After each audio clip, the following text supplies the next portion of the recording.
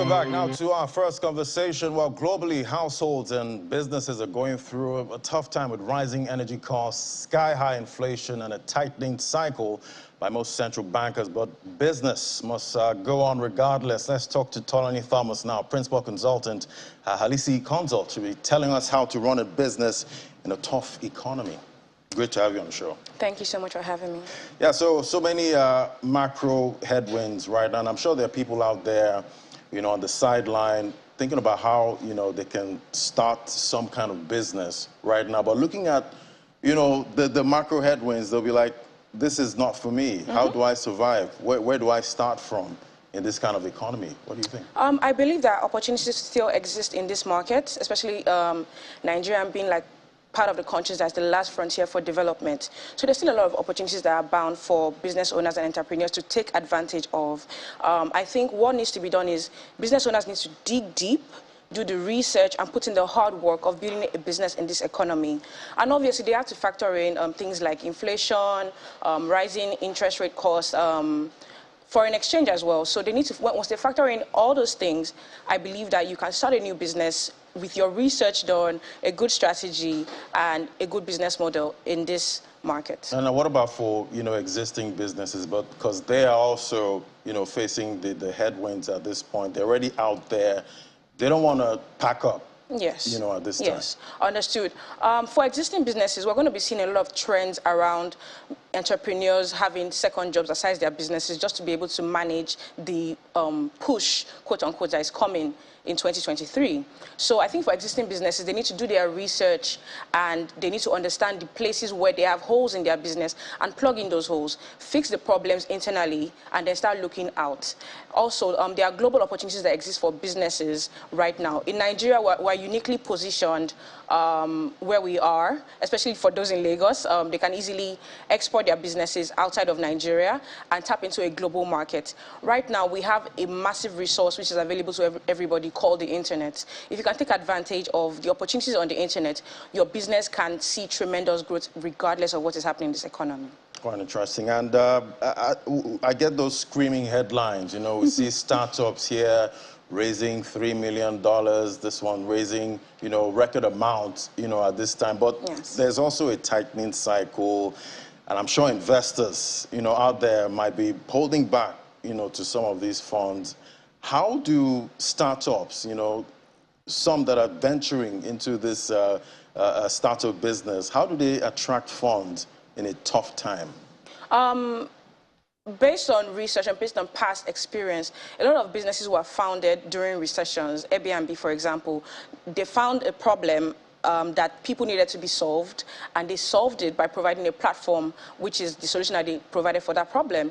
So I believe that startups, there's still opportunities that exist that they can tap into in this economy. There are lots and lots of businesses that operate in the US, in the West, in the UK, Europe, etc., and even Asia, that can be replicated here in Nigeria if we adapt it to our own unique business environment. So I believe that opportunities still exist for startups to thrive in this environment, especially because they're getting investment in USD. So if you get investment in USD, it means that automatically you need to factor in that your prices, your cost to customers must be in USD as well.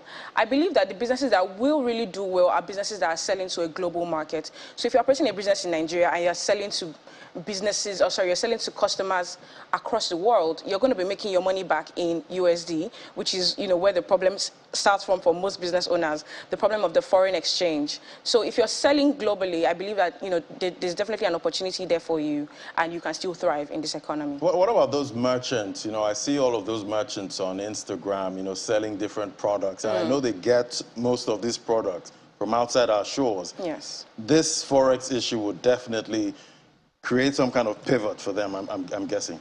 Yes, I agree with you completely. A lot of people, a lot of business owners are in that predicament currently. I think what should be done is you need to dig deep, as I said earlier, and you need to understand that when you're importing raw materials from a certain country, say China, you need to have a way where you're converting that raw material into finished goods that will give you a higher price markup so you can make, your profit margin on that product, right? So if that's the first thing that you need to do, you need to convert the raw materials into finished goods, which will give you a higher profit margin, and then look to sell to a global audience. Right now, there's a current wave of Nigerians moving outside of the country. So that is a big market for you, the diasporan market.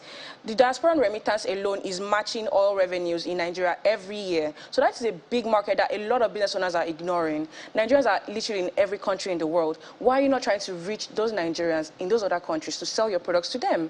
There's logistics, the supply chain facilities available for you to reach those people wherever they are. So target those markets, target those customers in those different countries, and sell to them in a way where you can gain foreign currency for your business. And an enabling environment is also, critical, Yes.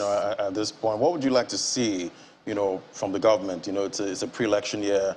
The new government's going to come in, come 2023. Yes. What would you like to see, from what kind of policies would you like to see? I would like to see the policies that they've said they've implemented actually implemented, first of all.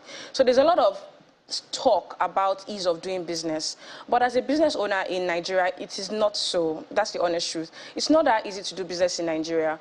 If you're in a business where you're buying and selling, like shipping abroad, if the government can come in to put in place policies that can make supply chain easier, and not just even selling abroad, if you're selling within Nigeria, for you to move your goods from state to state, if they can put in policies in place that can make these supply chain bottlenecks sort of easier for business owners to be able to reach, a wider audience, be able to reach more customers in good time. And also, if the government can help with entrepreneurs getting credit, verified entrepreneurs getting credit that actually want to do the work of building a business in Nigeria. The biggest problems that business owners have today in Nigeria is that they don't have access to credit. It's such a big problem. Credit. And you cannot scale your business without credit. So what is the government doing to get us single digits credit facilities, not double digits? I'm aware that, the CBN recently, changed their rates, and it's affected the lenders that are lending to Nigerian businesses currently. So Nigerian businesses are the ones feeling the brunt of these policy changes within the government. Which also translates into higher prices. Exactly. All right, I guess someone out there would be encouraged to start that Yes. business. Yes. It is possible. There are opportunities. Definitely. Thank you so much, Tolini Thomas, Principal Consultant, Halisi Condos. Great having your perspective on the show. Thank you. Thank you.